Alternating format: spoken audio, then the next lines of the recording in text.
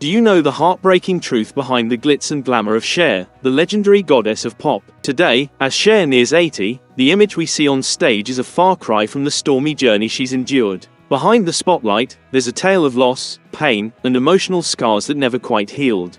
In this video, we will peel back the layers and uncover the untold hardships that have shaped her life, moments that will leave you reeling. Let's dive in. Cher's story begins in a world of instability and uncertainty.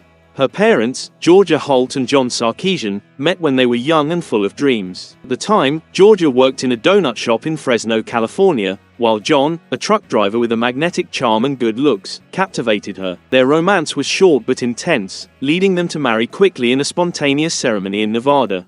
But as often happens in life, their fairy tale didn't end as they had imagined. Georgia soon realized that marriage wasn't what she truly wanted, and after a brief attempt to reconcile, she left. Yet, fate wasn't done with them. She agreed to give it another try for 3 more months, and during that time, Cher was conceived. But when Cher was only 10 months old, her parents went their separate ways for good. Although Cher grew up far from her father, she carried a deep pride in her Armenian roots, a gift from him that would stay with her throughout her life. Her early years were marked by constant change, multiple marriages, new faces, and a childhood that lacked the stability many take for granted. Among the many father figures in her life, it was John Southall, Georgia's third husband, who had the most influence on Cher's early childhood. But even that chapter ended when Cher was just 9 years old. Georgia's quest for love and stability would lead her to marry 7 times, including twice to Cher's biological father. In a candid 1978 interview, Georgia revealed the pressures she faced, society's expectations for women to marry to maintain respectability, especially at a time when living together without marriage was frowned upon. These external pressures weighed heavily on her, shaping the life Cher would come to know. As a result, Cher's childhood was marked by upheaval, new homes, new men, and no lasting sense of stability. Her mother's aspirations in music and acting were often unfulfilled, leaving them struggling with financial instability. At just 2 years old, Cher's situation became so dire that her mother had to place her in a Catholic orphanage for several weeks while she searched for work and a place to live.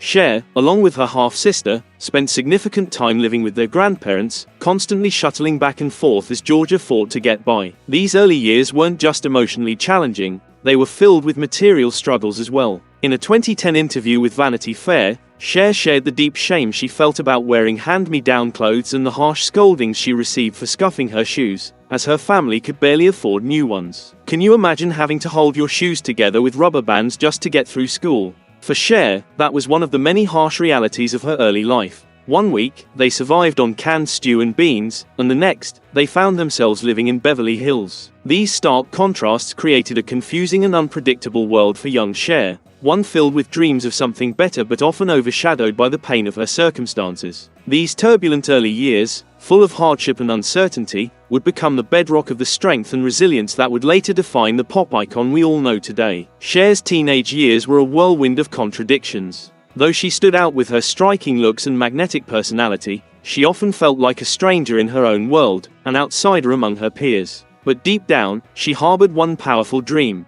to become famous. While most teenagers were consumed by their studies and social lives, Cher's mind was elsewhere. She envisioned her future, where she would live, what she would wear, and, most importantly, how she would perform in front of thousands of fans. But her lack of interest in school wasn't just about ambition, it was a struggle born from real challenges. Cher had learning difficulties that made school life even more difficult. She faced struggles with reading and writing, and at a time when there was little understanding of such difficulties, she was often misunderstood. Some subjects felt like second nature to her, while others were nearly impossible to grasp. Her report cards frequently bore the phrase, "not living up to potential," only adding to the weight of a system she already felt alienated from. At 16, during her 11th grade year, Cher made a life-changing decision. She left school behind to pursue her passion and moved to Los Angeles with nothing but her dreams and an unshakable determination. It was there that she met Sonny Bono, a man already making waves in the music industry. At first, their relationship was purely professional, with Cher moving into his apartment as a housekeeper. But over time, their bond deepened, setting the stage for a partnership that would change both their lives forever. Together, they formed a musical duo that would captivate the world. Their breakout hit, "I Got You Babe,"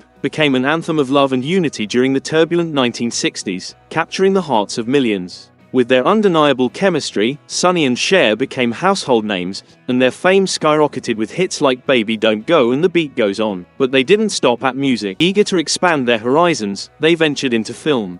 In 1967, they starred in the comedy Good Times, but despite their efforts, the film didn't live up to expectations. Undeterred, they poured their hopes into Chastity, a dramatic film written and produced by Sonny, meant to be a starring vehicle for Cher. Unfortunately, it too was a disappointment, both artistically and financially, leaving them facing even greater pressure.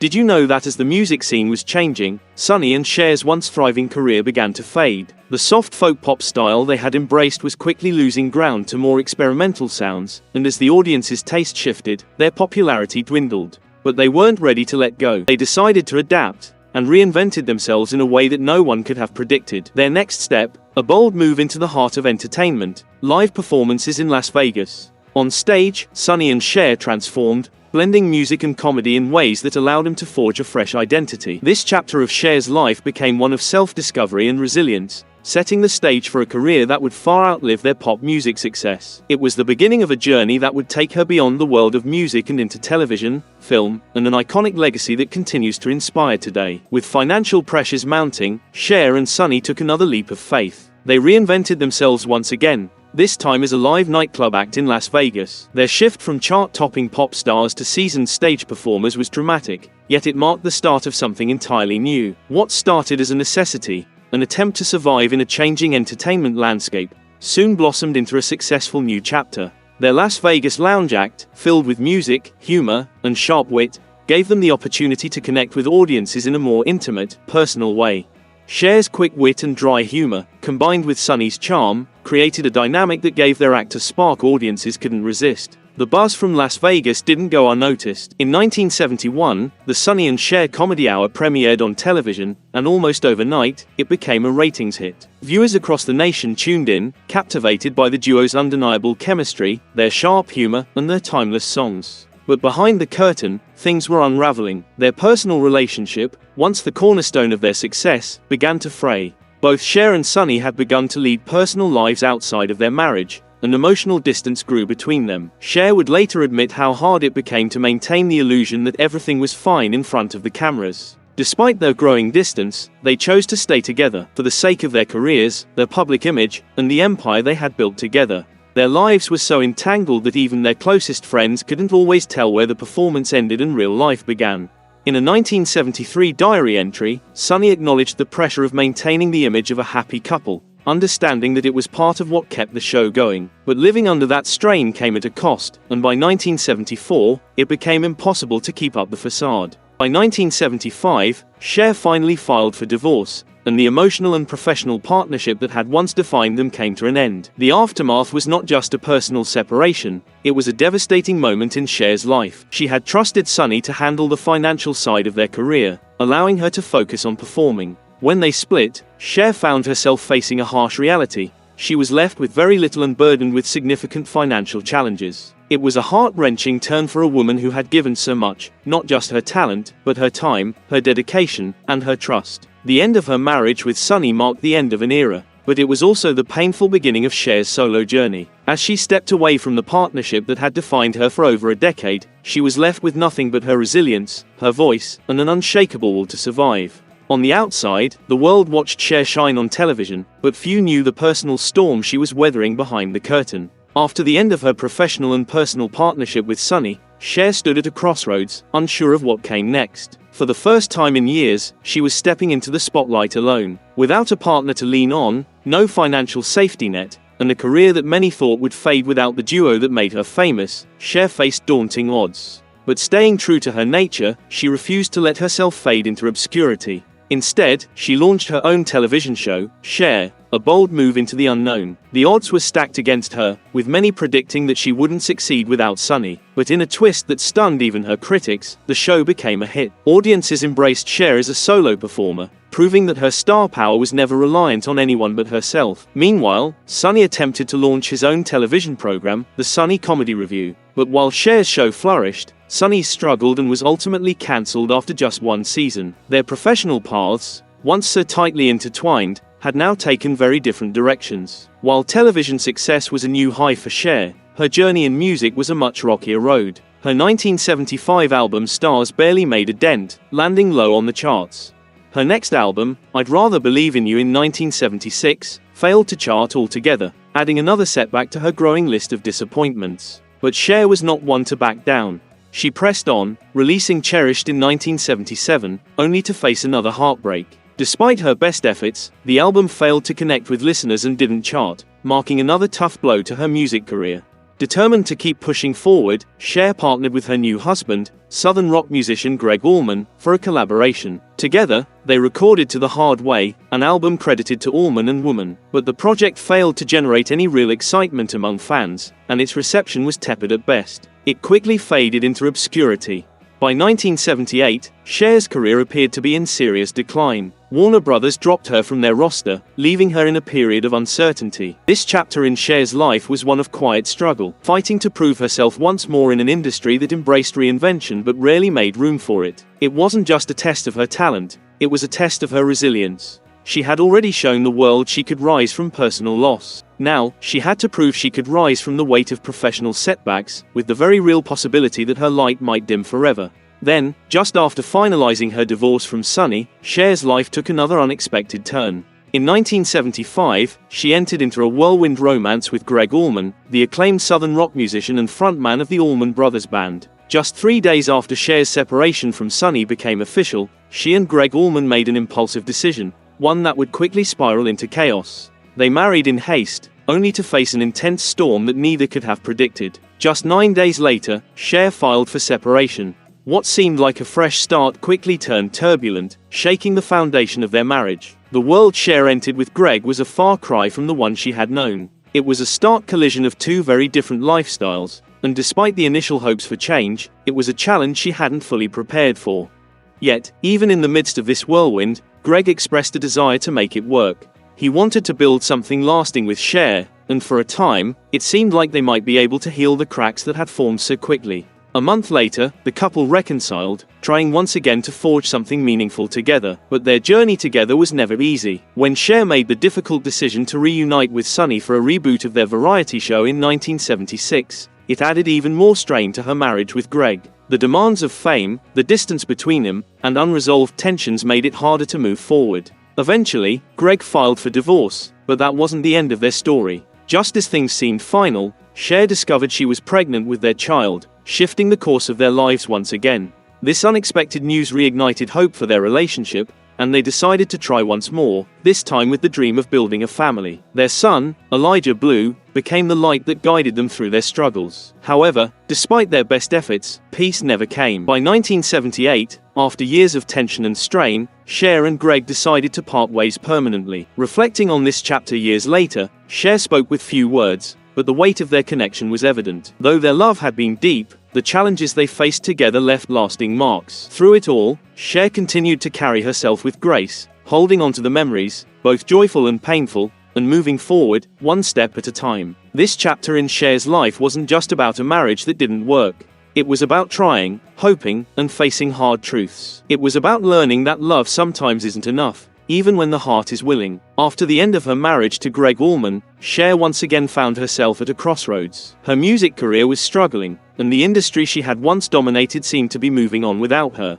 But Cher was never one to give up. Determined to find her place in a world that was changing fast, she signed with Casablanca Records, a label that had become synonymous with the disco era. Though she had always gravitated toward rock music, Cher agreed to explore a new sound. She recorded Take Me Home, embracing the rhythms and glitz of disco. Ironically, the very genre she had once hesitated to embrace became the one that would bring her back into the spotlight. The title track, Take Me Home, turned out to be a much-needed hit. It was bold, glamorous, and unlike anything she had done before. And it worked. With her disco reinvention, Cher was back in the public eye, now reimagined as a disco diva.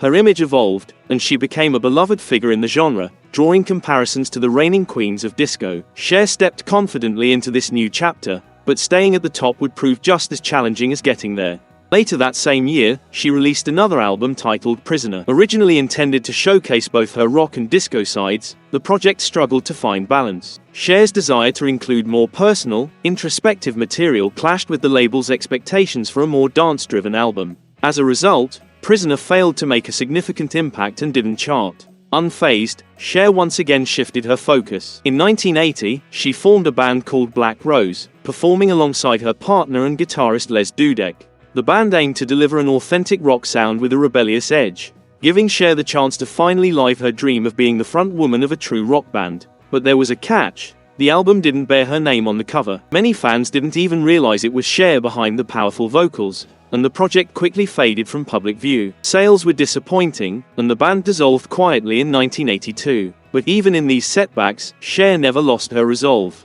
She kept pushing forward, constantly exploring new directions and searching for the space where she could truly feel at home. This chapter in her life was filled with trials and errors, highs and lows. But it also revealed something essential about Cher. She was a woman who refuses to stand still, performer who reinvents, rebuilds, and rises again, even when the world isn't watching. After years of challenges in both her music career and personal life, Cher made a courageous decision. She turned her focus to something completely new, acting. It wasn't just a career shift, it was a leap of faith at a time when she could have easily stepped back. In 1983, Cher took on a supporting role in the film Silkwood, starring alongside the legendary Meryl Streep and Kurt Russell. The movie, based on real-life events surrounding Karen Silkwood, was intense and powerful, and Cher's performance stunned both audiences and critics alike. Her role earned her a Golden Globe Award and an Academy Award nomination for Best Supporting Actress. For many, this was the moment they saw Cher not just as a singer or entertainer, but as a serious actress with depth, range, and heart. This marked a turning point in her career. Over the next few years, Cher continued to build her reputation in Hollywood, taking on roles in critically acclaimed films like Mask and Suspect, further solidifying her ability to command the screen in both drama and complex character work. The moment that truly cemented Cher's place in cinematic history came in 1987. That year, she starred in Moonstruck, a romantic comedy that would change everything. In the role of Loretta Castorini, a widowed Italian-American woman torn between reason and passion, Cher gave a performance that was both charming and deeply moving.